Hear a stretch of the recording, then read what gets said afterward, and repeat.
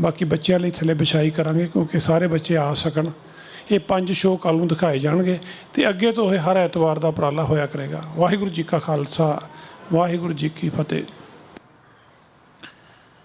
वाहिगुरू जीओ। एक ओंकार सतनाम करता पुरख निरभउ निर्वैर अकाल मूरत अजूनी सहभं गुर प्रसाद। अमी दृष्टि शुभ करे हरे अग पाप सकल मल।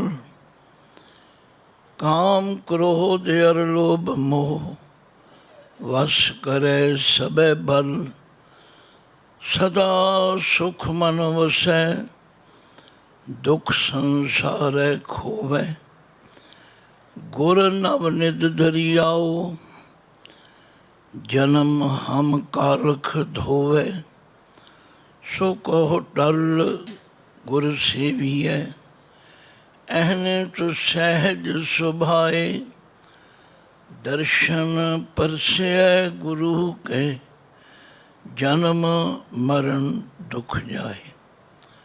जाम गुरु होए वल धनै क्या गारव दिजै। जाम गुरु होए वल लख बाहें क्या किजै। जाम गुरु होए वल ज्ञान अर ध्यान अनन पर। जाम गुरु है वल शब्द साखी सो सचै घर। जो गुरु गुरु ऐनिस जपै दास भट बेनत कहे। जो गुरु नाम रिद में धरे से जन्म मरण धोथे रहे। बेशुमार अथाय गणत अतुल्य ज्यों बुलावो त्यों नानक दास बोले। जागदी जोत ज़हरा ज़हूर हाजरा हजूर सर्व कला भरपूर। चवर छतर तखत दे मालक जुगो जुगो टल सतगुरु धन धन श्री गुरु ग्रंथ साहिब जी दी पावन पवित्र हजूरी अंदर खालसे दे साजना दिवस के संबंध विच वैसाखी पुरब नूं समर्पित गुरमत समागमां की लड़ी दे अज 5वें दिन के समागम विच हाज़री भर रही साध संगत। आओ सब तो पहला गुरु पातशाह की बख्शी फतेह गजाओ। वाहिगुरु जी का खालसा, वाहिगुरु जी की फतेह। वैसाखी की साखी करन लई, सुनन लई, समझन लई असी गुरु के दरबार विच हाजिर होए। वैसाख शब्द, वैसाखी शब्द ये हिंदुस्तान विच, भारत वर्ष विच, खास करके सिख जगत विच बड़ा ही महत्वपूर्ण है। मैं इसका पिछोकड़ पढ़ रहा सी। ये कोई अचनचेती घटना नहीं हुई बल्कि इसका इतिहासक पिछोकड़ है। क्योंकि सब तो पहला सिख इतिहास के अंदर वैसाखी का मेला तथा जोड़ मेला तीजे पातशाह गुरु अमरदास जी के हुक्म नाल उन्हां दे परम सेवक डल्ले पिंड के रहन वाले भाई पारो जी ने आरंभ किया।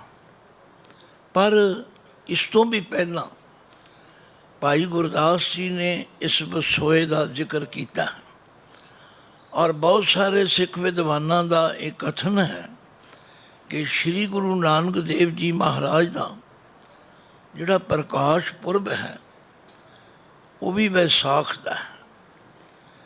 ये वक्री गल है कि ऊँ तो गुरु का पुरब सदा ही मनाया जा सकता है, पर इस गल ते पंथ विच थोड़ी जी विचार भेद हैं।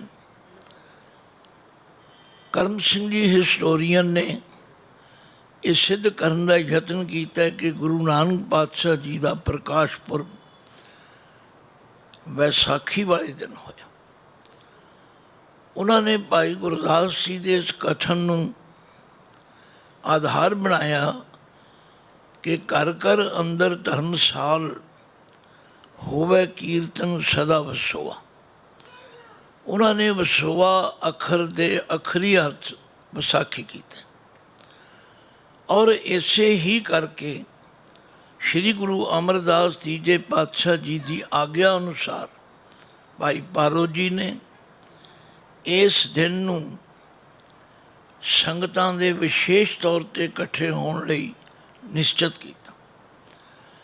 ਉਹ सनातन मत का इतिहास पढ़िया भी पता लगता है कि वैसाखी के दिन लोग तीर्थां ते इशनान करन जाते, पर पंजाब के अंदर विशेष तौर पर इस वैसाखी का वखरा ही महत्वपूर्ण स्थान है। श्री गुरु नानक देव जी महाराज ने सिख धर्म की बुनियाद रखी है।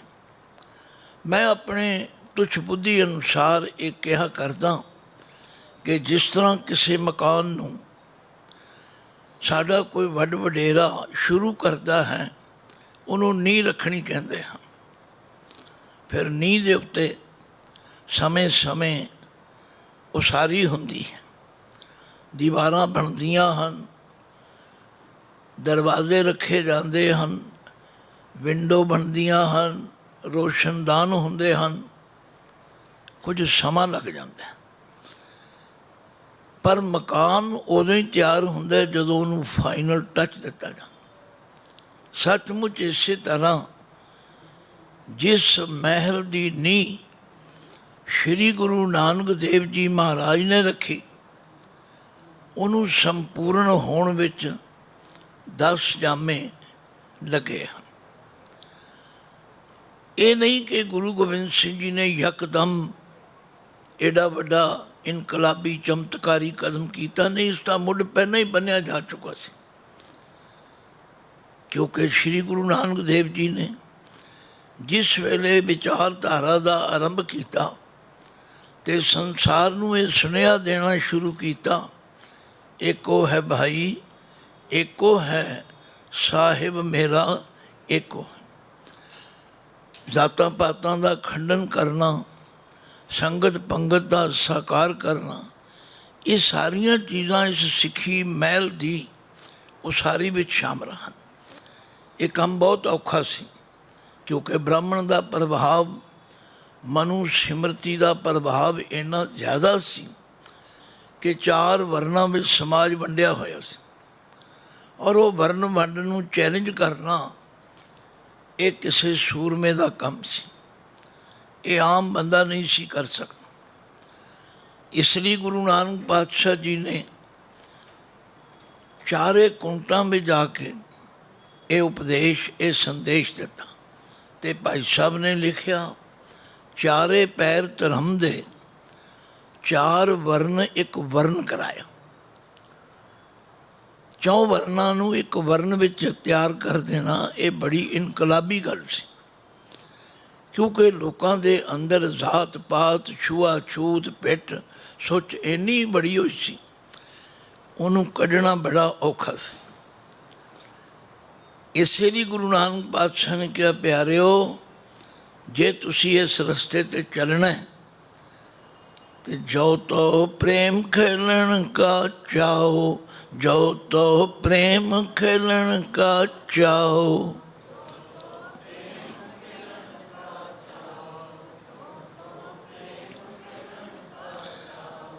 ਇਹ ਰਸਤਾ ਇੰਨਾ ਸੌਖਾ ਨਹੀਂ ਸੀ। ਇਸ ਰਸਤੇ 'ਤੇ ਤੁਰਨ ਵਾਸਤੇ ਜਿਨ੍ਹਾਂ ਨੂੰ ਚਾਹ ਹੈ, ਜਿਨ੍ਹਾਂ ਦੇ ਅੰਦਰ ਉਮਾ ਹੈ, ਉਹਨਾਂ ਨੂੰ ਸਭ ਤੋਂ ਪਹਿਲਾਂ ਕੀ ਕੰਮ ਕਰਨਾ ਪਵੇਗਾ? ਸਿਰ ਧਰ ਤਲੀ ਗਲੀ ਮੇਰੀ ਆਓ, ਸਿਰ ਧਰ ਤਲੀ ਗਲੀ ਮੇਰੀ ਆਓ।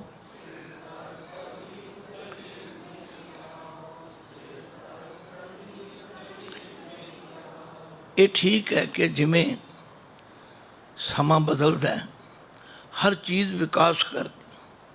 ਬੀਜ ਪਹਿਲਾਂ ਬੀਜ ਹੀ ਹੁੰਦਾ ਹੈ। ਬੀਜ ਦੇਖਿਓ ਬਹੁਤ ਪ੍ਰਕਾਰ। ਜਦੋਂ ਬੀਜ ਨੂੰ ਬੀਜਿਆ ਜਾਂਦਾ ਹੈ ਉਦੋਂ ਬੀਜ ਹੀ ਕਿਹਾ ਜਾਂਦਾ, ਪਰ ਉਸ ਬੀਜ ਵਿੱਚੋਂ ਜਦੋਂ ਅੰਕੁਰ ਫਟਦਾ ਫਿਰ ਕੋਂਬਲ ਨਿਕਲਦੀ। ਫਿਰ ਉਹ ਜਿਹੜੀ ਕੋਂਬਲ ਹੈ ਉਹ ਹੀ ਹੌਲੀ ਹੌਲੀ ਵਿਕਸਿਤ ਹੋ ਜਾਂਦੀ, ਔਰ ਉਹ ਵਿਕਸਿਤ ਹੋ ਕੇ ਫਿਰ ਇੱਕ ਫੁੱਲ ਦਾ ਰੂਪ ਧਾਰਨ ਕਰਦੀ। ਇੰਨਾ ਟਾਈਮ ਤੇ ਲੱਗਦਾ ਹੈ। ਤੋ ਸੱਚਮੁੱਚ ਛੋਟੇ ਹੁੰਦਿਆਂ ਇਹ ਪੰਕਤੀਆਂ ਕਈ ਵਾਰੀ ਪੜ੍ਹਨੀਆਂ ਸੁਣਨੀਆਂ, ਪਰ ਇੰਨੀ ਡੂੰਘੀ ਵਿਚਾਰ ਕਰਨ ਦਾ ਸੁਭਾਅ ਨਹੀਂ ਸੀ, ਬਚਪਨਾ ਸੀ। ਇਹ ਸੋਚਦੇ ਰਹਿਣਾ ਵੀ ਇਹ ਬਚਨ ਜੋ ਤੋ ਪ੍ਰੇਮ ਖੇਲਣ ਕਾ ਚਾਓ, ਇਹ ਜ਼ਰੂਰ ਕਲਗੀਆਂ ਵਾਲੇ ਪਾਤਸ਼ਾਹ ਨੇ ਕਹੇ ਹੋਣਗੇ, ਪਰ ਜਿਉਂ-ਜਿਉਂ ਬਾਣੀ ਦੀ ਵਿਚਾਰ ਕਰਨ ਲੱਗੇ, ਬਾਣੀ ਨੂੰ ਨੀਝ ਲਾ ਕੇ ਪੜ੍ਹਿਆ ਅਤੇ ਪੜ੍ਹਾਇਆ, ਫਿਰ ਸਮਝ ਆਈ ਨਹੀਂ ਇਹ ਬਚਨ ਤਾਂ ਗੁਰੂ ਨਾਨਕ ਦੇਵ ਜੀ ਦਾ। ਸ਼ਲੋਕ 12 ਤੇ ਵਧੀਕ ਵਿੱਚ ਅੰਕਿਤ ਹੈ। ਜਿਹੜੇ ਪ੍ਰੇਮੀ ਤੁਹਾਡੇ ਵਿੱਚੋਂ ਸ੍ਰੀ ਗੁਰੂ ਗ੍ਰੰਥ ਸਾਹਿਬ ਜੀ ਦਾ ਪਾਠ ਕਰਦੇ ਨੇ ਉਹਨਾਂ ਨੂੰ ਤਾਂ ਕੋਈ ਸ਼ੰਕਾ ਨਹੀਂ, ਪਰ ਆਮ ਲੋਕਾਂ ਨੂੰ ਦੱਸਣਾ ਪਵੇਗਾ ਕਿ ਇਹ ਮਾਰਗ ਇਤਨਾ ਕਠਿਨ ਸੀ।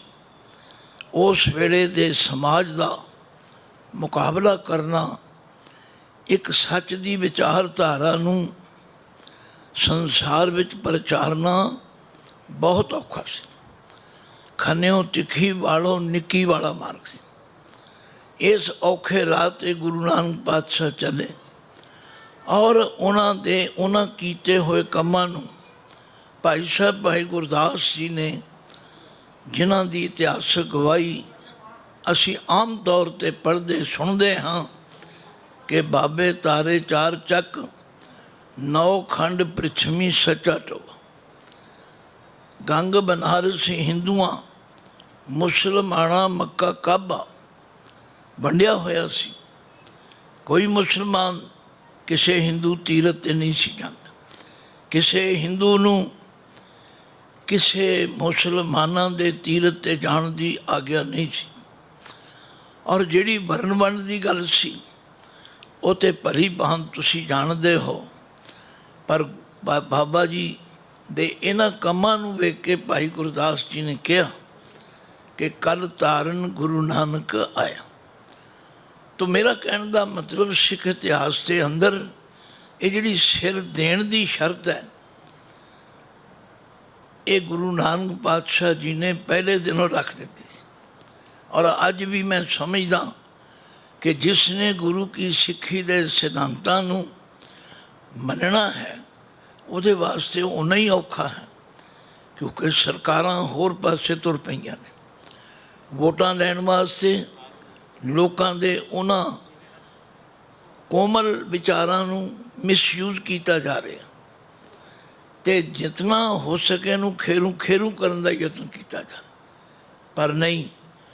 ਗੁਰੂ ਨਾਨਕ ਦੇਵ ਜੀ ਦੇ ਜੋ ਅਸੀਂ ਫੋਲੋਵਰਜ਼ ਹਾਂ, ਸ਼ਰਧਾਲੂ ਹਾਂ, ਸਾਡਾ ਇਹ ਪਰਮ ਧਰਮ ਬਣਦਾ ਹੈ ਕਿ ਅਸੀਂ ਗੁਰੂ ਪਾਤਸ਼ਾਹ ਜੀ ਦੇ ਉਹਨਾਂ ਵਿਚਾਰਾਂ ਨੂੰ, ਉਹਨਾਂ ਸਿਧਾਂਤਾਂ ਨੂੰ ਆਪ ਸਮਝੀਏ, ਆਪ ਮੰਨੀਏ ਅਤੇ ਦੂਜਿਆਂ ਵਿੱਚ ਉਸ ਦਾ ਪ੍ਰਚਾਰ ਕਰੀਏ।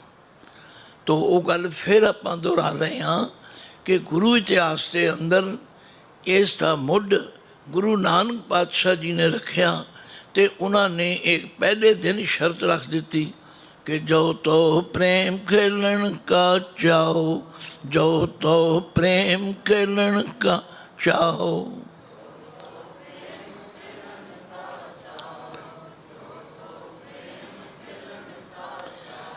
सिर धर तली गली मेरी आओ, सिर धर तली गली मेरी आओ।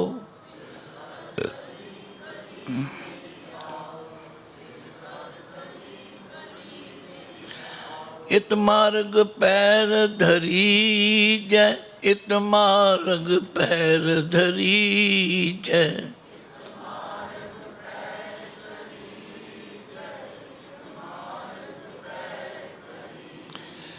सिर दीजै कान न कीजै, सिर दीजै कान न कीजै।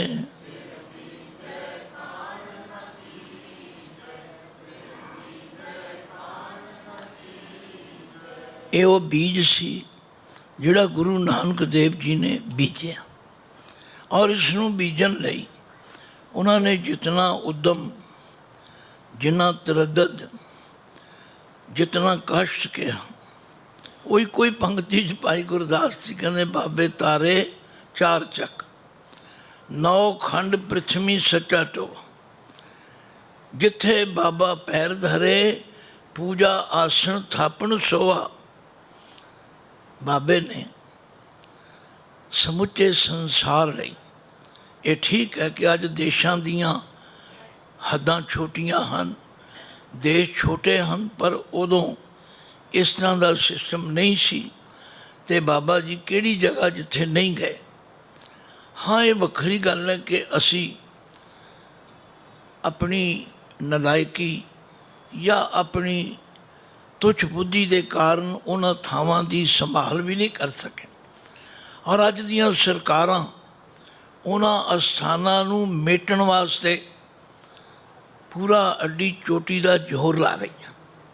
ਮੈਂ ਕਈ ਵਾਰੀ ਦੁੱਖ ਤੇ ਹਿਰਦੇ ਨਾਲ ਕਹਿਣਾ ਕਿ ਹਰਿਦੁਆਰ ਦੇ ਅੰਦਰ ਹਰ ਕੀ ਪੌੜੀ ਦੇ ਨੇੜੇ ਉਹ ਅਸਥਾਨ ਜਿਸ ਨੂੰ ਗਿਆਨ ਗੋਦੜੀ ਕਿਹਾ ਜਾਂਦਾ ਸੀ, ਜਿੱਥੇ ਗੁਰੂ ਨਾਨਕ ਸੱਚੇ ਪਾਤਸ਼ਾਹ ਨੇ ਸੱਚ ਦੀ ਆਵਾਜ਼ ਨੂੰ ਬੁਲੰਦ ਕੀਤਾ, ਪਰ ਅੱਜ ਉਹ ਸਥਾਨ ਢਾਟੇਰੀ ਕਰ ਦਿੱਤਾ।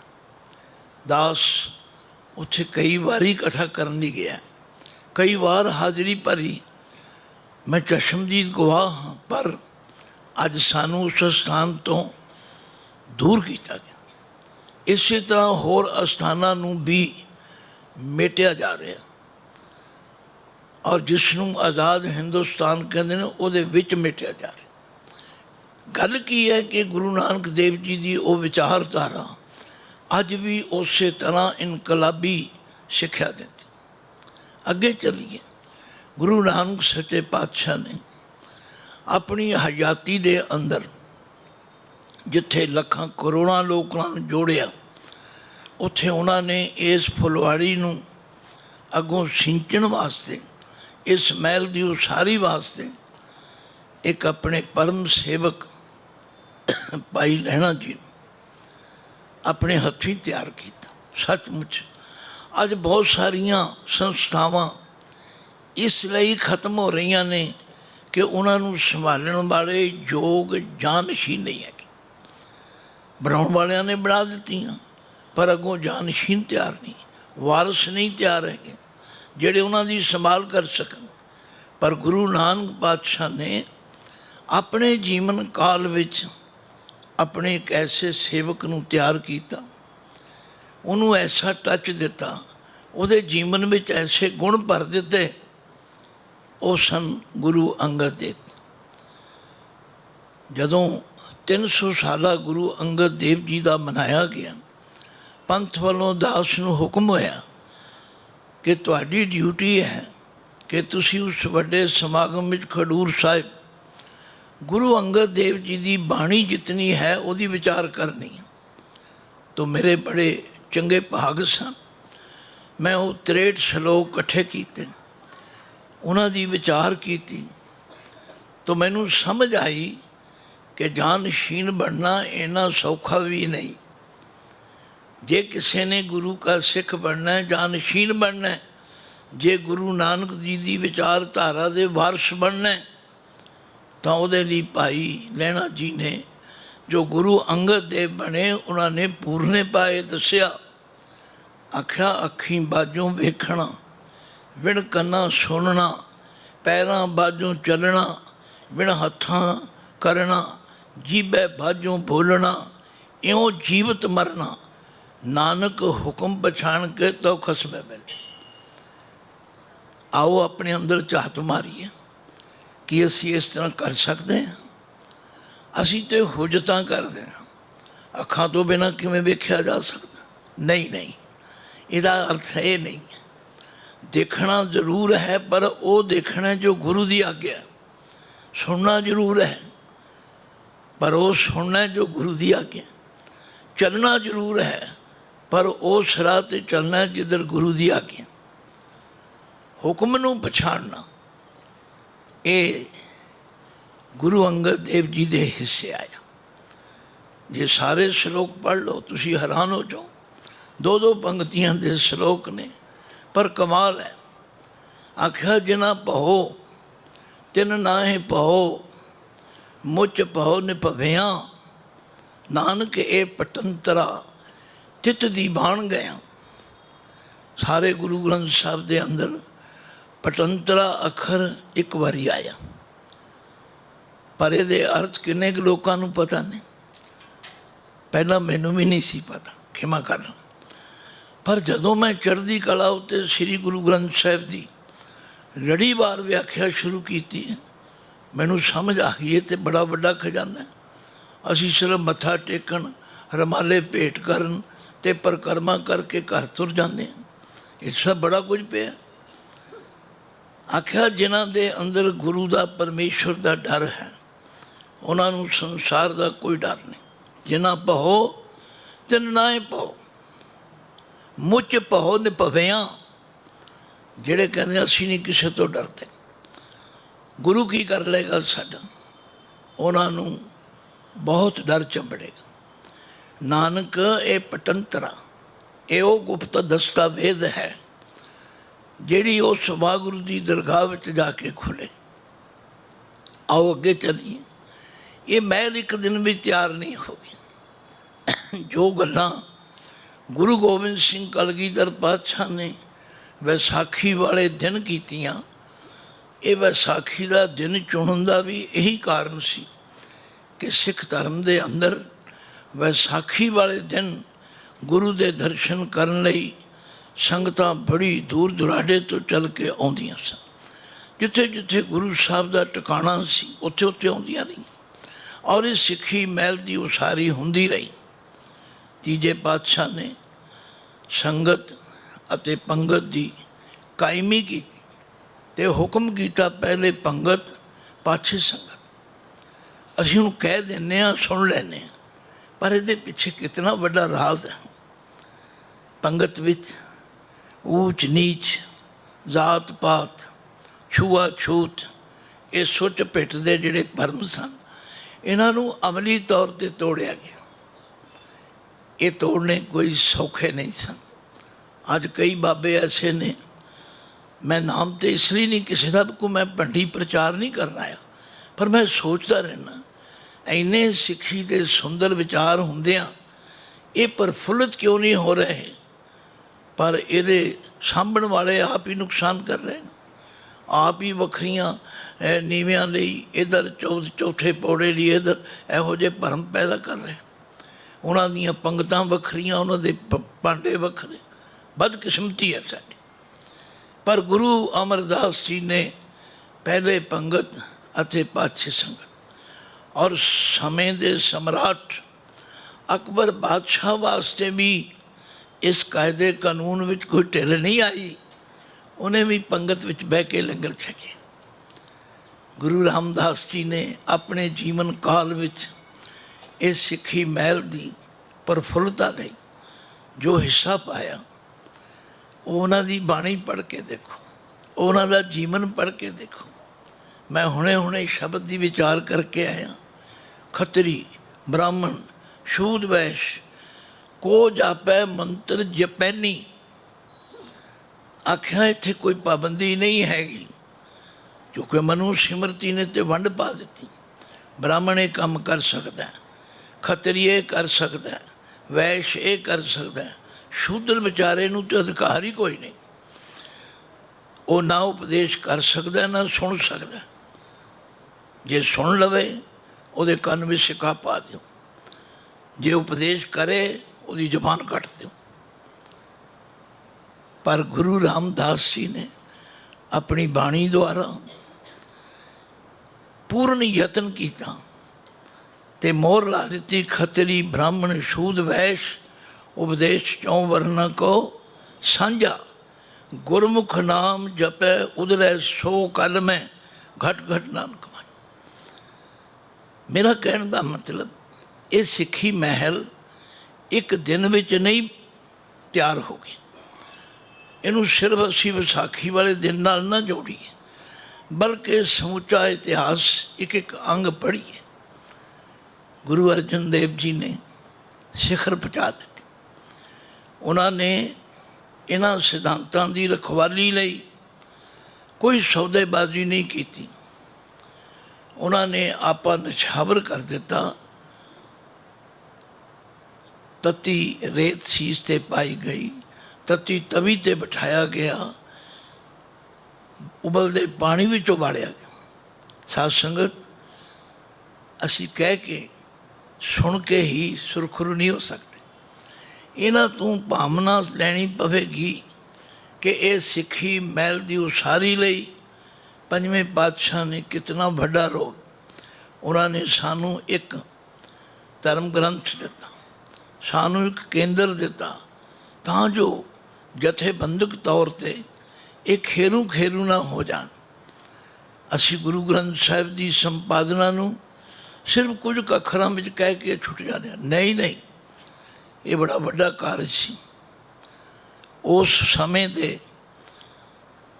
ਉਹਨਾਂ ਮਹਾਂਪੁਰਖਾਂ ਦੀ ਬਾਣੀ ਨੂੰ ਜੋ ਗੁਰੂ ਨਾਨਕ ਪਾਤਸ਼ਾਹ ਨੇ ਆਪ ਇਕੱਤਰਿਤ ਕੀਤਾ ਸੀ, ਉਹਨੂੰ ਸੰਪਾਦਨ ਕਰਨਾ। ਹਾਂ, ਇਹ ਠੀਕ ਹੈ ਕਿ ਜਿਹੜਾ ਕੰਮ ਕੀਤਾ ਕਤਾਇਆ ਕਿਸੇ ਨੂੰ ਮਿਲ ਜਾਏ, ਉਹਦੀ ਲੋਕ ਕਦਰ ਨਹੀਂ ਕਰਦੇ। ਆਂਦੇ ਹੋ ਗਿਆ, ਠੀਕ ਹੈ, ਬਣ ਗਿਆ।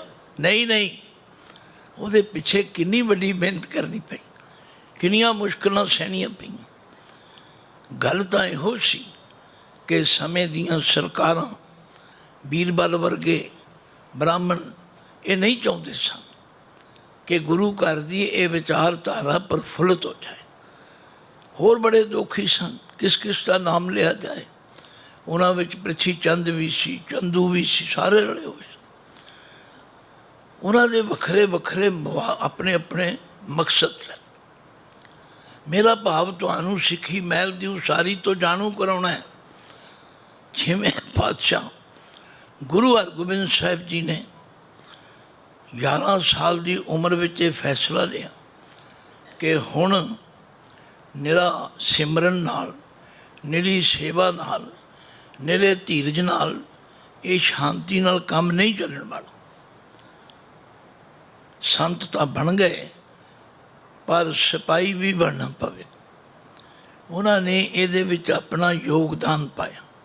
ਇਸੇ ਲਈ ਭਾਈ ਗੁਰਦਾਸ ਜੀ ਨੇ ਕਿਹਾ, 5 ਪਿਆਲੇ 5 ਪੀਰ, ਛਟਮ ਪੀਰ ਬੈਠਾ ਗੁਰ ਭਾਰੀ।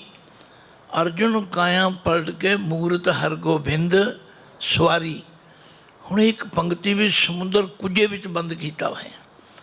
ਇਹਨੂੰ ਪੜ੍ਹਨ ਲਈ, ਇਹਨੂੰ ਸਮਝਣ ਲਈ ਟਾਈਮ ਚਾਹੀਦਾ। ਤਾਂ ਗੁਰੂ ਹਰਗੋਬਿੰਦ ਸਾਹਿਬ ਜੀ ਨੇ ਸੰਤ ਦੇ ਨਾਲ ਸਿਪਾਹੀ ਦਾ ਵੀ ਸੁਮੇਲ ਕਰ ਦਿੱਤਾ, ਪੀਰੀ ਦੇ ਨਾਲ ਮੀਰੀ ਵੀ ਜੋੜ ਦਿੱਤੀ। ਸੱਚਖੰਡ ਸ੍ਰੀ ਹਰਿਮੰਦਰ ਸਾਹਿਬ ਦੇ ਸਨਮੁਖ ਅਕਾਲ ਤਖਤ ਦੀ ਸਾਜਨਾ ਵੀ ਕਰ ਦਿੱਤੀ। ਕੋਈ ਗੁਰੂ ਸਾਹਿਬ ਨੇ ਕਿਸੇ ਦੀ ਜਗ੍ਹਾ ਨਹੀਂ ਮੱਲੀ ਸੀ, ਪਰ 4 ਜੰਗ ਲੜਨੇ ਪਏ। ਇਹ ਸਿਧਾਂਤਾਂ ਦੀ ਰਾਖੀ ਲਈ ਔਰ ਸਿੱਖੀ ਮਹਿਲ ਦੀ ਉਸਾਰੀ ਲਈ ਇਹਨਾਂ ਕੁਝ ਕਰਨਾ ਪਿਆ। 7ਵੇਂ ਪਾਤਸ਼ਾਹ ਦਾ ਸਮਾਂ, 8ਵੇਂ ਪਾਤਸ਼ਾਹ ਦਾ ਸਮਾਂ। ਮੈਂ ਇੱਕ ਘਟਨਾ ਵੀ ਬਿਆਨ ਕਰਨ ਲੱਗਾ ਤੇ ਸਮਾਂ ਬਹੁਤ ਤੇਜ਼ੀ ਨਾਲ ਲੰਘ ਜਾਏਗਾ। ਫਿਰ ਸਾਧ ਸੰਗਤ, ਸੀਸ ਜਿਹੜਾ ਨਾ, ਇਹ ਸਾਡੇ ਸਨਮਾਨ ਦੀ ਨਿਸ਼ਾਨੀ ਹੈ। ਇੱਕ ਹੁੰਦਾ ਹੈ ਸੀਸ ਕੁਰਬਾਨ ਕਰਨਾ, ਇੱਕ ਹੁੰਦਾ ਹੈ ਸੀਸ ਭੇਟ ਕਰਨਾ। ਇਹਦਾ ਵੀ ਫਰਕ ਸਮਝੋ। ਗੁਰੂ ਤੇਗ ਬਹਾਦਰ ਜੀ ਨੇ ਸੀਸ ਕੁਰਬਾਨ ਕੀਤਾ। और क्यों कीता? उस पुत्र ने लिखिया जिस पुत्र दे पिता ने शीश कुर्बान किया, जिस पिता दे पुत्र ने उन्होंने एक कहा कि इन्हां कश्मीरी पंडितां दी बांह फड़नी चाहिए है, क्योंकि समय की सरकार इन्हां दा तिलक जंजू मिटना चाहती। हालांकि कोई गुरु का सिख जंजू नहीं पहनता, क्योंकि जंजू के संबंध विच गुरु नानक देव जी ने आशा की वार विच ही निर्णय कर दिता। दया कपा संतोख सूत जत गंढी सतवट, ये जनेऊ जी का है ही तो पांडे कत। कहने का मतलब उसे जनेऊ नूं जे कोई धक्के नाल जबर नाल लाउणा चाहे तो उहदे लई शीश कुर्बान किया गया, जे कोई तिलक नूं मेटना चाहे उहदे लई अपना शीश कुर्बान किया। मैं कहाँ शायद तुहानूं यकीन ना आवे, पर कलगियां वाले पातशाह ने अपनी कलम नाल लिखिया, तिलक झंझू राखा प्रभता का, कीनो बड़ो कलू में साका। धर्म हेत साका जिन किया, शीश दिया पर सिर न दिया। साधन हेत इति जिन करी, शीश दिया पर सी न उचरी। ठीकर फोर दली सिर, प्रपुर किया प्यान, तेग बहादुर सी क्रिया, करी न किनु हुआ। तेग बहादुर के चलत भयो जगत को सोग, है सब जग भयो, जय जय जय सुन लो। ये सिੱਖੀ महल जिसनों तुसी खालसा साजना दिवस बैसाखी पुरब कई नामां नाल याद करते हो, पर इसका पिछोकड़ मैं बड़े संखेप जय शब्दों में तुहाडे नाल साझा कर रहा। गुरु तेग बहादुर जी ने शीश कुर्बान किया, और जदों भाई जैता जी, ये निरी गुरु तेग बहादुर जी की शहादत नहीं हुई। परीक्षा बड़ी सख्त है, परीक्षा बड़ी सख्त है। भाई मती दास, भाई सती दास, भाई दयाला जी वर्गे ब्रह्म ज्ञानी सिख जिहड़े सन, वो भी इस राह ते तुरे अते उन्होंने संसार विच उजागर किया भाई गुरु की विचारधारा नूं परनाए हुए जिहड़े मनुख ने वो अपना आप कुर्बान करन तो पिछे नहीं हटते। ये रवायत गुरु काल तो चली आ रही। ते जदों भाई जैता जी गुरु तेग बहादुर जी का शीश लैके दिल्ली तो आनंदपुर साहिब पहुँचे, ये घटना भी बड़ी दिल हिला देने वाली। किनियां मुश्किलां सन, किनियां औकड़ां सन, किथे किथे टिके, किवें किवें रहे, एक वखरी हिस्ट्री है।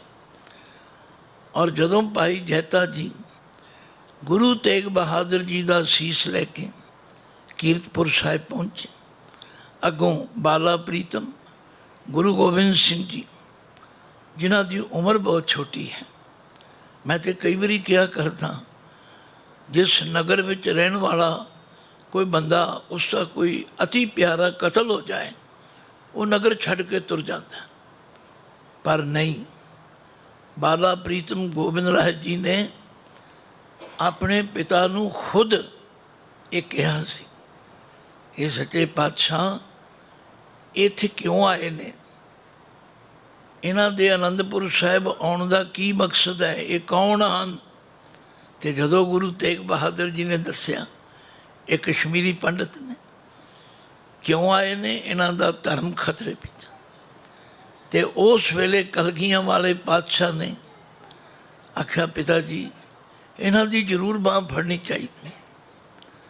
हालांकि मैं पहला कह चुका कि कोई सिख तिलक नहीं लाउंदा, कोई सिख जनेऊ नहीं पाता, पर ये क्यों कहा, क्योंकि उन्होंने पता सी हम एक आज जगत मो आए, हम एक आज जगत मो आए।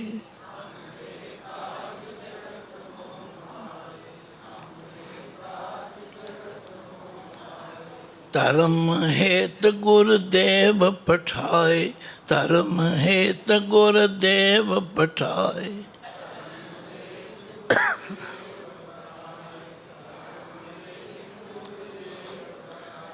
धर्म चलावन संत उबारन, धर्म चलावन संत उबारन।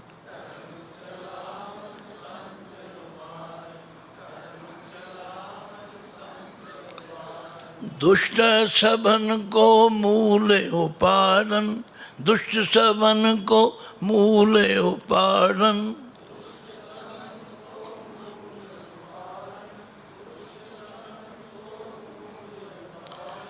याही काज धरा हम जन्म, याही काज धरा हम जन्म।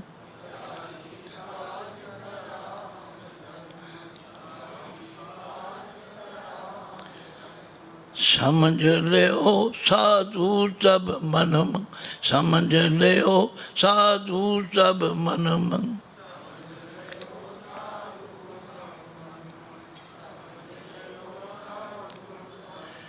ਜਦੋਂ ਤੀਕਰ ਆਪਾਂ ਇਸ ਕੜੀ ਨੂੰ ਕੜੀ ਨਾਲ ਜੋੜ ਕੇ ਨਹੀਂ ਦੇਖਾਂਗੇ, ਜਦੋਂ ਤੀਕਰ ਇਸ ਤਰ੍ਹਾਂ ਇਤਿਹਾਸ ਨੂੰ ਪੜ੍ਹਨ ਸੁਣਨ ਅਤੇ ਵਾਚਨ ਦਾ ਯਤਨ ਨਹੀਂ ਕਰਾਂਗੇ, ਸਾਨੂੰ ਵਿਸਾਖੀ ਮਹੱਤਤਾ ਦਾ ਪਤਾ ਹੀ ਨਹੀਂ ਲੱਗ ਸਕੇ।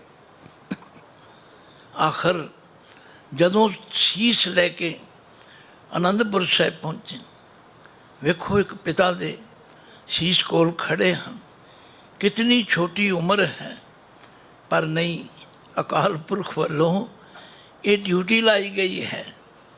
ਪੁੱਛਿਆ ਭਾਈ ਜੈਤਾ ਜੀ, ਜਦੋਂ ਗੁਰੂ ਪਿਤਾ ਦਾ ਇਹ ਸਾਕਾ ਵਰਤਿਆ, ਉਸ ਵੇਲੇ ਕੋਈ ਸਿੱਖ ਅੱਗੇ ਛਾਤੀ ਠੋਕ ਕੇ ਆਇਆ? ਕੋਈ ਆਇਆ ਹੁੰਦਾ ਤਾਂ ਹੀ ਦੱਸ ਦੇਣਾ। ਆਖਿਆ ਸਿੱਖ ਤੇ ਬਹੁਤ ਸਨ, ਸਿੱਖੀ ਤੇ ਬਹੁਤ ਪੁਰਾਣੀ ਹੈ ਦਿੱਲੀ ਦੀ, ਪਰ ਉਸ ਵੇਲੇ माहौल ऐसा सी, इतना सहम सी, इतना डर सी कि कोई नहीं आया। बस कलगियां वाले पातशाह ने ये प्रण ले लिया, अच्छा मैं हुण ऐसे खालसे की साजना कर कि जेड़ा एक तो लुकेगा नहीं, एक डरेगा नहीं, एक भय भीत नहीं होवेगा। वो बचन असी आम तौर पर पढ़ते हैं, चिड़ियाँ कोलों बाज तोड़ाऊँ, रंकन से मैं राब बनाऊँ। इन गरीब सिखन को द्यों पातशाही, ये याद रखें हमारी गुरियाई। जिनकी ज़ात और कुल माही, सरदारी ने पई कराही, तिनको मैं सरदार बनाऊँ, तबे गोबिंद सिंह नाम का।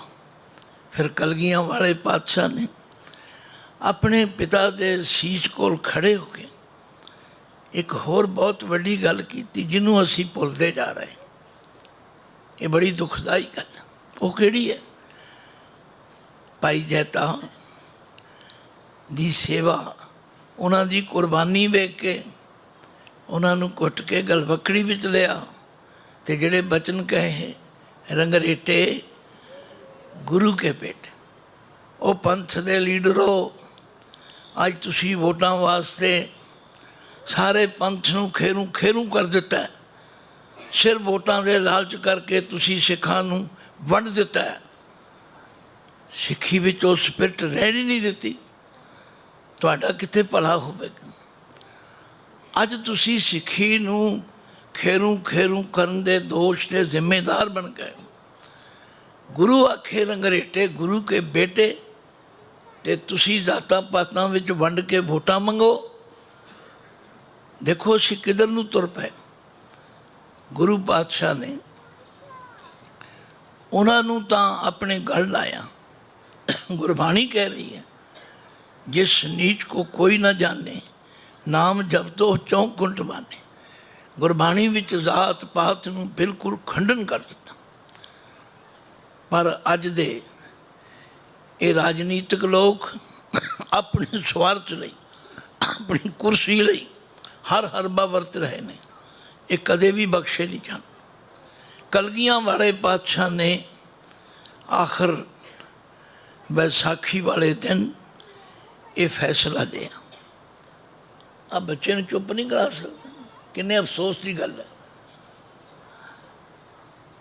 वक्ते नूं ये कहना पवे, ਇਹਦਾ मतलब ਸਰੋਤੇ सुनते हुए भी नहीं सुन रहे, क्षमा कर। ये तो अपनी जिम्मेवारी आप समझनी चाहिए। लड़ी टुट जाती है, वक्ता की करे, पर एक माँ अपना ये शौक पूरा कर रही कि बच्चा भी खेड़ता रहे, मैं भी कथा सुना, यह नहीं होता। क्षमा करना शब्द करड़े हैं। फिर उत्थे अपना ध्यान लियाओ। गुरु गोबिंद सिंह कलगीधर पातशाह ने पहली गल तो विसाखी का दिन क्यों चुनिया, ਇਹਦਾ मैं पिछोकड़ दस चुका कि वैसाखी ते गुरु दर्शनों ਲਈ संगतां आउंदियां ही सन, पर यह वैसाखी विशेष तौर पर कलगियां वाले पातशाह ने इस मकसद ਲਈ चुनी। जिथे तੀਕਰ जातां पातां की गल होर सारे पक्ष सन, वो पहला ही गुरु घर विचों खत्म हो चुके सन। जमीन तैयार सी, बीज पुंगर चुका सी, बीज प्रफुल्लित हो चुका सी। ये तो एक विकास का शिखर सी। मैं तो कहना सिख बने, फिर सिख तो सिंह बने, तो सिंह तो खालसा बनने वास्ते इन्ना लम्मा समा लग्या। ये है 239 साल का टाइम।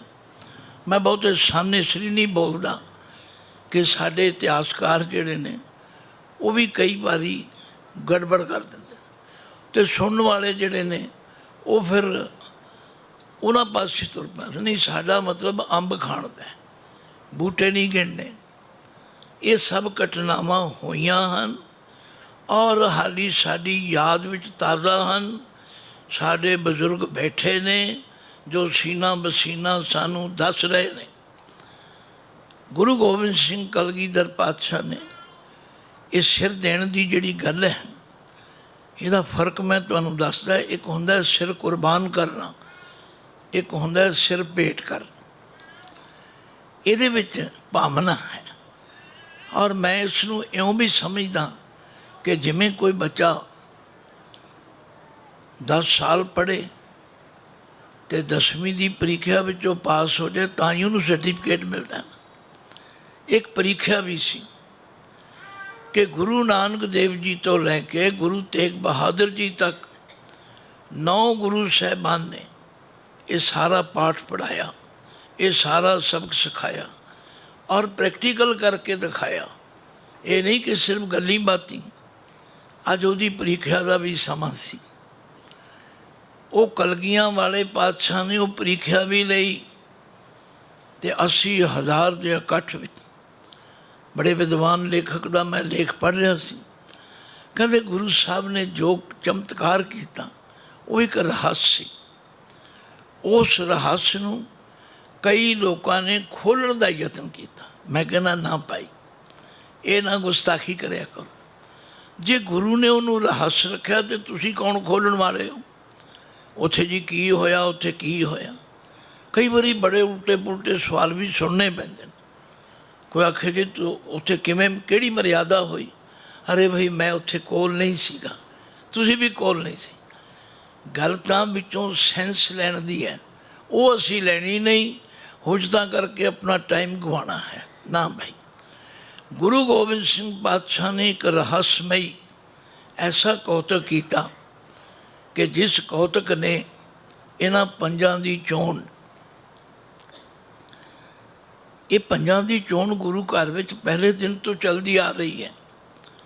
गुरु नानक पातशाह के समय भी 5 मुखी सिख सन।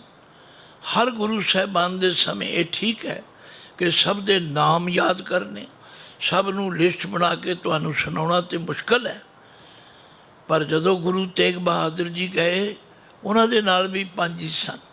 ते अज कलगियां वाले पातशाह ने वो 5 की चोण जो की, वो एक बड़ी डूंगी धारना सी। मैं तो जिस गुरसिख के घर जावां मैं बच्चों भी कोई सवाल करदा, मैं वड्डियां नूं भी कर देना। पर कई बारी अफसोस नाल कहना पैंदा है ਪੰਜ ਪਿਆਰਿਆਂ ਦੇ ਨਾਮ ਨਹੀਂ ਯਾਦ ਹੈਗੇ, ਜੇ ਯਾਦ ਨੇ ਤੇ ਤਰਤੀਬ ਨਹੀਂ ਯਾਦ ਹੈਗੀ। ਨਹੀਂ, ਨਾਮ ਵੀ ਯਾਦ ਚਾਹੀਦੇ ਨੇ, ਤਰਤੀਬ ਵੀ ਚਾਹੀਦੀ। ਕਲਗੀਆਂ ਵਾਲੇ ਪਾਤਸ਼ਾਹ ਨੇ 80,000 ਦੇ ਇਕੱਠ ਵਿੱਚੋਂ ਅੱਜ ਦੇ ਦਿਨ ਉਹ ਪ੍ਰੀਖਿਆ ਲਈ ਜੋ 9 ਜਾਮਿਆਂ ਵਿੱਚ ਪੜ੍ਹਾਈ ਗਈ ਸੀ। ਪੜ੍ਹਦੇ ਤੁਸੀਂ ਰੋਜ਼ਾਂ ਤਨ ਮਨ ਧਨ ਸਭ ਸੌਂਪ ਗੁਰ ਕੋ, ਹੁਕਮ ਮੰਨਿਆ ਭਾਈ, ਹੁਕਮ ਮੰਨਿਓ ਗੁਰੂ ਕੇ ਰਨ, ਗਾਵੋ ਸੱਚੀ ਬਾਣੀ। ਸੱਚਮੁੱਚ ਕਲਗੀਆਂ ਵਾਲੇ ਪਾਤਸ਼ਾਹ ਨੇ ਵਿਸਾਖੀ ਵਾਲੇ ਦਿਨ ਇਸ ਵੱਡੇ ਇਕੱਠ ਦੀ ਇੱਕ ਪ੍ਰੀਖਿਆ ਲਈ। ਇਸ ਪ੍ਰੀਖਿਆ ਦਾ ਪ੍ਰਭਾਵ ਤੁਹਾਡੇ ਸਾਹਮਣੇ ਹੈ ਕਿ ਪਹਿਲੇ ਸਿਰ ਦੀ ਮੰਗ ਕੀਤੀ, ਵਾਰੀ ਵਾਰੀ ਪੰਜਾਂ ਦੀ ਵਾਰੀ। ਉਹ ਪੰਜ ਸਭ ਤੋਂ ਪਹਿਲਾਂ ਨਿਤਰੇ, ਉਹਨਾਂ ਨੇ ਆਪਾ ਕੁਰਬਾਨ ਕੀਤਾ, ਉਹਨਾਂ ਨੇ ਗੁਰੂ ਕੇ ਹੁਕਮ ਦੀ ਪਾਲਣਾ ਕੀਤੀ ਅਤੇ ਉਹਨਾਂ ਨੂੰ ਪਿਆਰੇ ਹੋਣ ਦਾ ਮਾਣ ਮਿਲਿਆ। ਮੈਂ ਤਾਂ ਆਪਣੇ ਪਿਤਾ ਜੀ ਦਾ ਰਿਣੀ ਹਾਂ। ਮੈਂ ਬਹੁਤ ਛੋਟਾ ਸੀ, ਉਹਨਾਂ ਨੇ ਮੈਨੂੰ ਪੰਜ ਪਿਆਰਿਆਂ ਦੇ ਨਾਮ ਯਾਦ ਕਰਾਏ। ਆਖਿਆ ਬੇਟਾ, ਇਹ ਸਿਰਫ ਨਾਮ ਨਹੀਂ ਹੈਗੇ, ਇਹ ਪੰਜ ਦੈਵੀ ਗੁਣ ਹਨ ਜਿਨ੍ਹਾਂ ਤੋਂ ਬਿਨਾਂ ਇਨਸਾਨ ਕਦੇ ਸੰਪੂਰਨ ਨਹੀਂ ਹੋ ਸਕਦਾ। ਸਭ ਤੋਂ ਪਹਿਲਾਂ ਦਇਆ ਹੋਣੀ ਚਾਹੀਦੀ ਹੈ। ਜਿਸ ਹਿਰਦੇ ਵਿੱਚ ਦਇਆ ਹੋਵੇਗੀ ਉੱਥੇ ਧਰਮ ਆਟੋਮੈਟਿਕਲੀ ਆ ਜਾਏ, ਔਰ ਜਿਸ ਹਿਰਦੇ ਵਿੱਚ ਦਇਆ ਅਤੇ ਧਰਮ ਦੋਵੇਂ ਆ ਜਾਣਗੇ ਉੱਥੇ ਹਿੰਮਤ ਆ ਜਾਏਗੀ। ਜਿੱਥੇ ਦਇਆ ਧਰਮ ਅਤੇ ਹਿੰਮਤ ਆਵੇਗੀ। ਅੱਜ ਇੱਕ ਬੜੇ ਬਜ਼ੁਰਗ ਦਾ ਫੋਨ ਆਇਆ, ਹਾਂ ਜੀ ਮੌਕਮ ਦੇ ਕੀ ਅਰਥ ਨੇ? ਮੈਂ ਬੜਿਆਂ ਨੂੰ ਪੁੱਛ ਬੈਠਾ, ਮੇਰੀ ਤਸੱਲੀ ਨਹੀਂ ਹੋਈ। ਮੈਂ ਕਿਹਾ ਕੋਈ ਗੱਲ ਨਹੀਂ, ਜਿੰਨੀ ਜਿੰਨੀ ਜਿਸ ਦੀ ਸਮਝ ਹੈ ਉਹਨਾਂ ਨੇ ਤੁਹਾਨੂੰ ਦੱਸਿਆ ਨਾ, ਜਿੰਨੀ ਮੈਨੂੰ ਸਮਝ ਹੈ ਮੈਂ ਵੀ ਦੱਸ ਦਿਆਂ। ਮੌਕਮ ਸ਼ਬਦ ਫਾਰਸੀ ਦਾ, ਇਹਦਾ ਮਤਲਬ ਹੈ ਦ੍ਰਿੜ ਇਰਾਦੇ ਵਾਲਾ, ਕਨਫਰਮ ਮਾਈਂਡ, ਜਿਹੜਾ ਕੱਚਾ ਪਿੱਲਾ ਨਾ ਹੋਵੇ। ਪਰ ਇਹਦੇ ਪਿੱਛੇ ਉਹ ਦਇਆ ਧਰਮ ਅਤੇ ਹਿੰਮਤ ਲੁਕੀ ਹੋਈ ਹੈ, ਅਤੇ ਜਿਹਦੇ ਵਿੱਚ ਇਹ ਸਾਰੇ ਗੁਣ ਹੋਣਗੇ ਉਹ ਮੌਕਮ ਹੋ ਜਾਏਗਾ, ਉਹ ਦ੍ਰਿੜ ਇਰਾਦੇ ਵਾਲਾ ਹੋ ਜਾਏਗਾ। ਉਹ ਵੱਡੀ ਤੋਂ ਵੱਡੀ ਮੁਸੀਬਤ ਨੂੰ ਵੇਖ ਕੇ ਪੈਰ ਪਿੱਛੇ ਨਹੀਂ ਪਾਏਗਾ, ਅਤੇ ਜਿਹਦੇ ਵਿਚਾਰੇ ਗੁਣ ਹੋਣਗੇ ਉਹ ਸਾਹਿਬ ਹੋ ਜਾਏ। ਅੱਜ ਗੁਰੂ ਗੋਬਿੰਦ ਸਿੰਘ ਪਾਤਸ਼ਾਹ ਨੇ ਇੱਕ ਨਵਾਂ ਹੋਰ ਚਮਤਕਾਰ ਕੀਤਾ, ਜਿਹੜਾ ਸੰਸਾਰ ਦੇ ਇਤਿਹਾਸ ਵਿੱਚ ਤੁਹਾਨੂੰ ਨਹੀਂ ਲੱਭ ਸਕਦਾ। ਗੁਰੂਆਂ ਦੇ ਪੁੱਤਰ ਗੁਰੂ ਬਣਦੇ ਰਹੇ, ਪੀਰਾਂ ਦੇ ਪੁੱਤਰ ਪੀਰ ਹੁੰਦੇ ਰਹੇ, ਪਰ ਅੱਜ ਪਹਿਲਾ ਮੌਕਾ ਸੀ ਕਿ ਜਿਸ ਗੁਰੂ ਨੇ ਪੰਜਾਂ ਦੀ ਚੋਣ ਕੀਤੀ, ਜਿਨ੍ਹਾਂ ਨੂੰ ਅੰਮ੍ਰਿਤ ਪਾਨ ਕਰਾਇਆ। ਪੌਹਲ ਤੇ ਪਹਿਲਾਂ ਵੀ ਦਿੱਤੀ ਜਾਂਦੀ ਸੀ, ਕਿਉਂਕਿ ਗੁਰੂ ਦੇ ਸਿੱਖ ਬਣਨ ਲਈ ਦੀਖਤ ਹੋਣਾ ਬੜਾ ਜ਼ਰੂਰੀ ਸੀ, ਪਰ ਉਹਨੂੰ ਚਰਨ ਪੌਹਲ ਕਿਹਾ ਜਾਂਦਾ ਸੀ। ਥੋੜ੍ਹੇ ਦਿਨ ਹੋਏ ਸਰ ਰਜਿੰਦਰ ਸਿੰਘ ਜੀ ਖਾਲਸਾ ਪੰਚਾਇਤ ਵਾਲੇ ਘਰ ਲੈ ਗਏ। ਉਹਨਾਂ ਨੇ ਇੱਕ ਪੁਸਤਕ ਦਿੱਤੀ, ਉਹਦੇ 'ਚ ਉਹਨਾਂ ਨੇ ਨਿਰਣਾ ਕੀਤਾ ਵੀ ਇਹ ਖੰਡੇ ਦੀ ਪੌਹਲ ਹੈ, ਇਹਨੂੰ ਅਸੀਂ ਅੰਮ੍ਰਿਤ ਸੰਚਾਰ, ਅੰਮ੍ਰਿਤ ਪ੍ਰਚਾਰ, ਬੜਾ ਕੁਝ ਕਹਿੰਦੇ। ਇਹ ਪੌਹਲ ਹੈ, ਔਰ ਪਹਿਲਾਂ ਸੀ ਚਰਨ ਪੌਹਲ।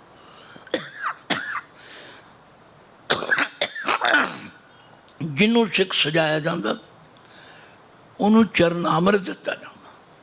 ਭਾਈ ਗੁਰਦਾਸ ਜੀ ਨੇ ਲਿਖਿਆ, ਚਰਨ ਧੋਏ ਚਰਨਾਮ੍ਰਿਤ ਪਿਲਾਇਆ। ਕਹਿਣ ਦਾ ਮਤਲਬ ਇਹ ਖੰਡੇ ਦੀ ਪੌਲ, ਜਿਸ ਪੌਲ ਦੇ ਦੇਣ ਲਈ ਕਲਗੀਆਂ ਵਾਲੇ ਪਾਤਸ਼ਾਹ ਨੇ ਪਹਿਲਾਂ ਸਿਰ ਮੰਗੇ, ਫਿਰ ਉਹਨਾਂ ਨੂੰ ਇਹ ਖੰਡੇ ਦੀ ਪੌਲ ਦੇ ਕੇ ਪਿਆਰੇ ਹੋਣ ਦਾ ਮਾਣ ਦਿੱਤਾ। ਨਿਰਾ ਪਿਆਰੇ ਹੀ ਨਹੀਂ ਕਿਹਾ, ਉਹਨਾਂ ਨੂੰ ਖਾਲਸਾ ਹੋਣ ਦੀ ਅਤੇ ਗੁਰੂ ਹੋਣ ਦੀ ਉਪਾਧੀ ਦਿੱਤੀ, ਜਿਹਦਾ ਪ੍ਰਤੱਖ ਪ੍ਰਮਾਣ ਹੈ ਕਿ ਉਹਨਾਂ ਪੰਜਾਂ ਕੋਲੋਂ ਫਿਰ ਆਪ ਕਲਗੀਆਂ ਵਾਲੇ ਨੇ ਅੰਮ੍ਰਿਤ ਦੀ ਦਾਤ ਮੰਗੀ। ਅਤੇ ਭਾਈ ਗੁਰਦਾਸ ਦੂਜੇ ਨੇ ਆਪਣੀ ਵਾਰ ਵਿੱਚ ਲਿਖਿਆ, ਵੈ ਪ੍ਰਗਟਿਓ ਮਰਦ ਅਗੰਮੜਾ, ਵੈ ਪ੍ਰਗਟਿਓ ਮਰਦ ਅਗੰਮੜਾ।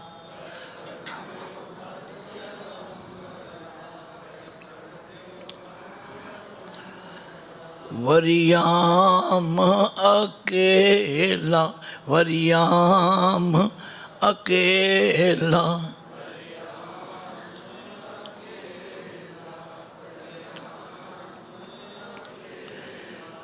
वाह वाह गोबिंद सिंह, वाह वाह गोबिंद सिंह।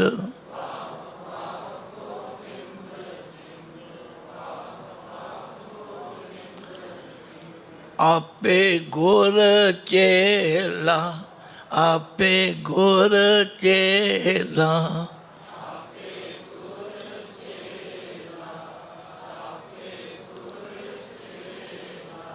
सिखी महल की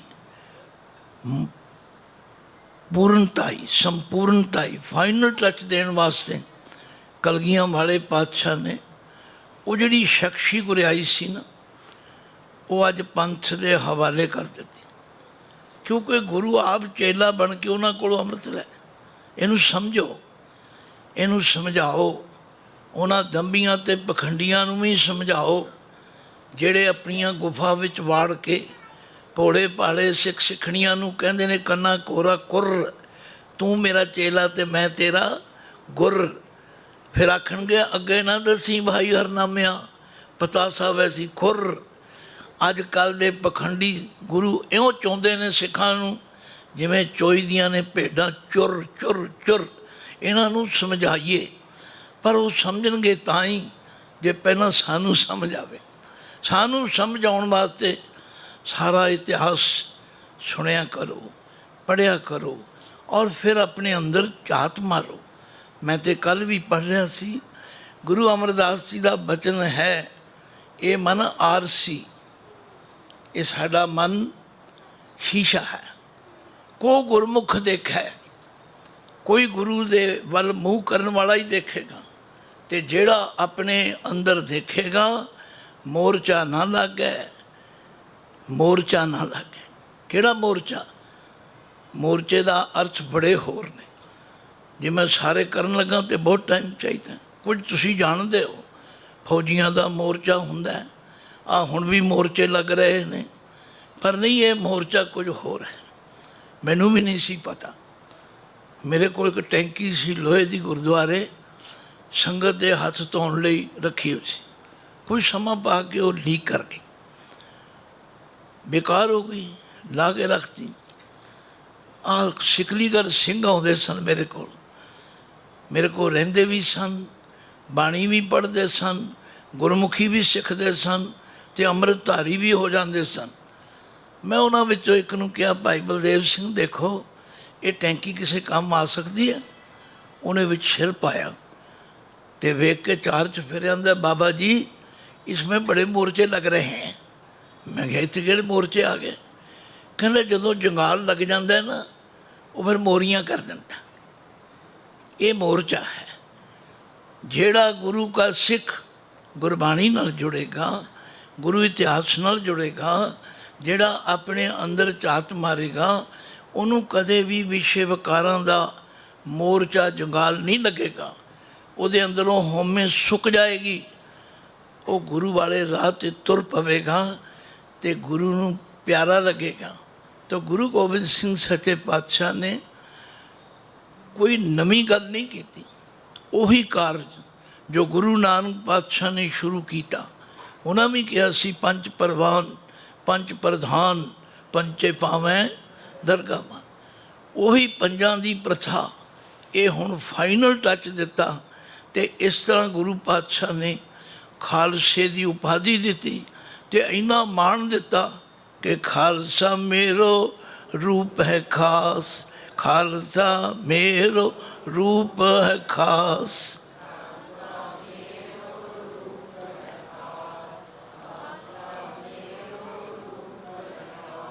खालसे मैं हूँ करो निवास, खालसे मैं हूँ करो निवास।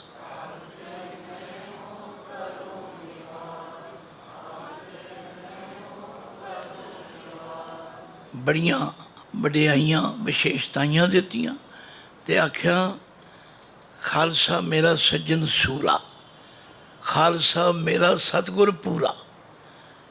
ਗੁਰੂ ਗੋਬਿੰਦ ਸਿੰਘ ਸੱਚੇ ਪਾਤਸ਼ਾਹ ਨੇ ਸਿੱਖੀ ਮਹਿਲ ਨੂੰ ਫਾਈਨਲ ਟੱਚ ਦਿੱਤਾ, ਸੰਪੂਰਨ ਰੂਪ ਦਿੱਤਾ। ਤੇ ਫਿਰ ਸਾਡੀ ਪੰਜ ਕਕਾਰੀ ਰਹਿਤ, ਬਜਰ ਕੁਰੈਤਾਂ, ਉਹ ਅੰਦਰਲੀ ਰਹਿਤ ਤੇ ਬਾਹਰਲੀ ਰਹਿਤ ਵੀ ਬਖਸ਼ੀ ਤੇ ਸਾਨੂੰ ਸੰਪੂਰਨ ਰੂਪ ਵਿੱਚ ਇਹ ਫਰਮਾਇਆ ਕਿ ਜੇ ਤੁਸੀਂ ਇਸ ਪਦਵੀ ਨੂੰ ਸੰਭਾਲੀ ਰੱਖੋਗੇ, ਮੈਂ ਤੁਹਾਡੇ ਨਾਲ ਐਗਰੀਮੈਂਟ ਕਰਦਾ। ਜਬ ਲਗ ਖਾਲਸਾ ਰਹੇ ਨਿਆਰਾ, ਜਬ ਲਗ ਖਾਲਸਾ ਰਹੇ ਨਿਆਰਾ।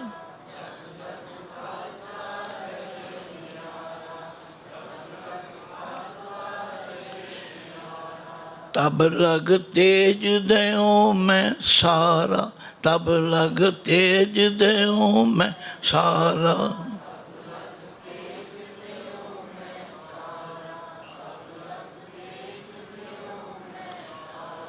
जब गए विपरन की रीत, जब गए विपरन की रीत।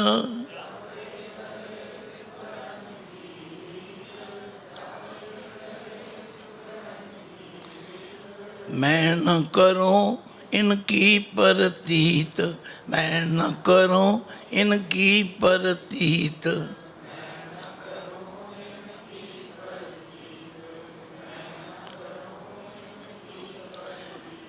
रहनी रहे सोई सिख मेरा, ओ साहिब मैं उसका चेहरा। रहत बिना ना सिख कहावे, रहत बिना दर चोटां खावे। साध संगत समा किसी का लिहाज नहीं करता, और खास करके चंडीगढ़ की संगत विच ये विशेषता है। पर कदे कदे आप लेट आउंदे ने, ये चाहुंदे ने भी भोग समय सिर पाओ। थोड़ा जिहा आप भी पाबंद रहा करो, तो फिर वक्ते नूं भी जो कुछ कहण दा अवसर मिलता है वो मुकम्मल तौर पर कहा जाए। हाली बहुत कुछ रह गया है जो होर कहना चाहिए, पर समा हो चुका है। भुलां चुकां दी खेमा बख्शनी, क्योंकि दास अवस्था करके भी हुण देखता है कि मेरी आवाज़ विच उन्ना गड़कवापन नहीं। मैं हुण 82 साल का हो गया। मैनू अजकल इक्को ही लगन लगी हुई है भी मैं श्री गुरु ग्रंथ साहब जी की व्याख्या एक ओंकार तो आरंभ की है तो 800 अंग तक पहुँच गया। गुरु अगे अरदास करो वो कारज संपूर्ण हो जाए। तो तुहानू प्रेरणा है, भाई सहज पाठ करया करो, सहज पाठ सुनिया करो, तो गुरु बाणी की व्याख्या नू सुनिया करो। जिथे ना समझ आवे बेशक दास नू फोन करके पूछ लिया करो। मैं तुहाडी सेवा लई हाज़र हाँ। 92 150 32 163। पर होवे बाणी की गल, परिवार दीयां गल्लां होर। हाँ, ये तो सरदार जी ने याद कराता है। हुण मैनू साध संगत बहुत सारिया संगतां कहंदियां ने भी वो सहज पाठ थी, वो एक बड़ी समस्या वाली गल है कि मैं कहा सी चढ़ती कला वालियां नूं भी वो पेन ड्राइव बना दिओ, संगतां मंगदियां ने। वो फिर थोड़ा बिजनेस का पक्ष रहिंदा। वो आंदे जी उत्ते लखां रुपये लगते हैं, तो मैं तो लखां नहीं ला सकता। मैं तो किसी तो पेटा भी नहीं मंगदा, मैं तो किसी नाल कोई करदा ही नहीं, मैं कित्थों देवां। वो आंदे 10 लाख रुपया लगेगा 1000 पेन ड्राइव बनाने लई।